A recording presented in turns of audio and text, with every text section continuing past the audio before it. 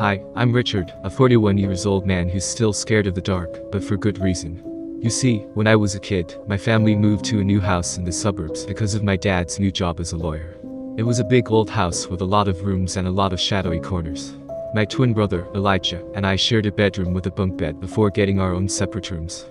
So, I slept on the top bunk, and he slept on the bottom. Elijah was always more sensitive than me. He had a vivid imagination and a creative mind. He loved to draw and write stories. He also had a knack for seeing things that weren't there.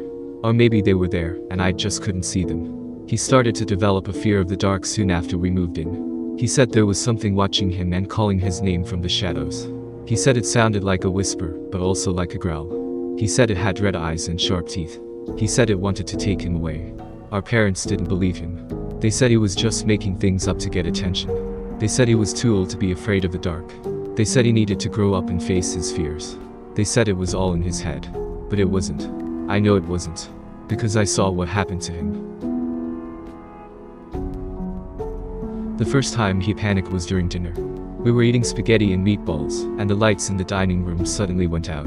It was pitch black, and we couldn't see anything. We heard our dad get up and go to the fuse box in the basement.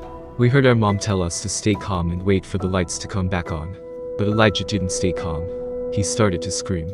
He said he saw a figure in the dark, standing behind our mom. He said it had long arms and claws, and it was reaching for her neck. He said it was smiling and whispering his name. We all thought he was joking at first. We told him to stop being silly and sit down. But he didn't stop. He kept screaming and pointing at the dark. He said it was getting closer and closer. He said it was going to kill us all. Then the lights came back on. And there was nothing there. Just our mom, looking confused and scared. Just our dad, coming back from the basement. Just our plates, with half-eaten spaghetti and meatballs.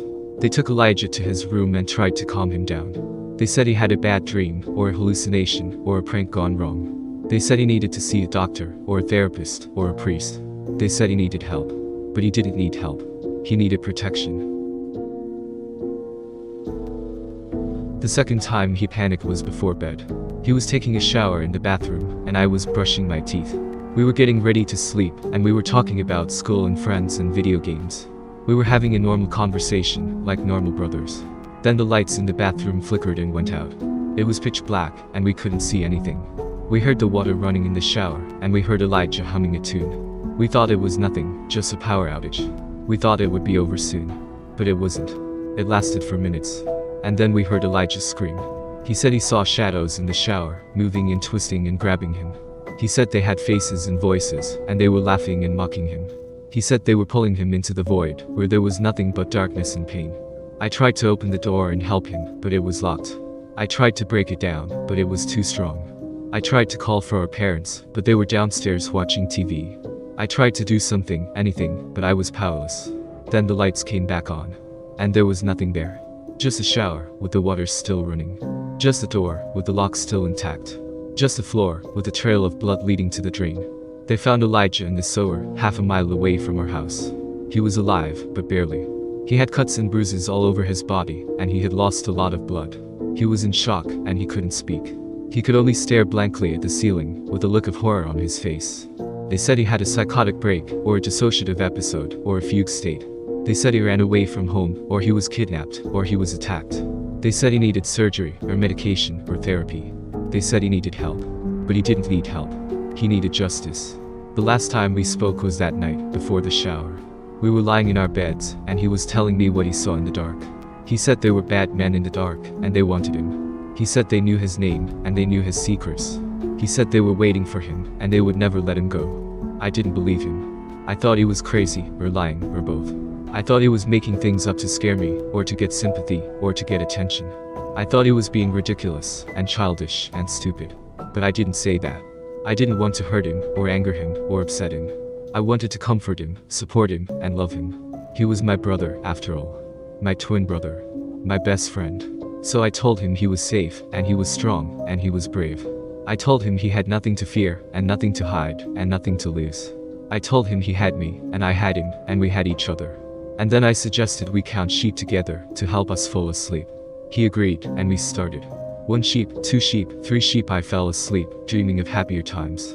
Times when we played Mortal Kombat with our old friends, and we laughed and cheered and taunted each other. times when we were free and happy and alive.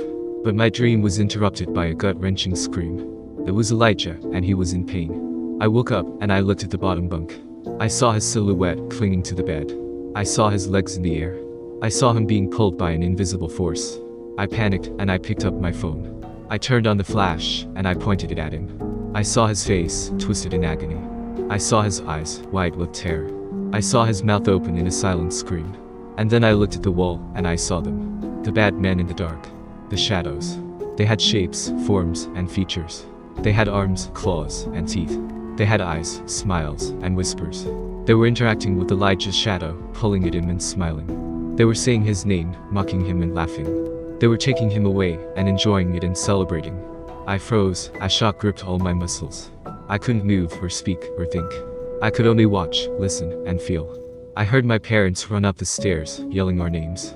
I heard them try to open the door, but it was locked. I heard them bang on the door, but it was too late. Elijah was gone. The shadows had taken him.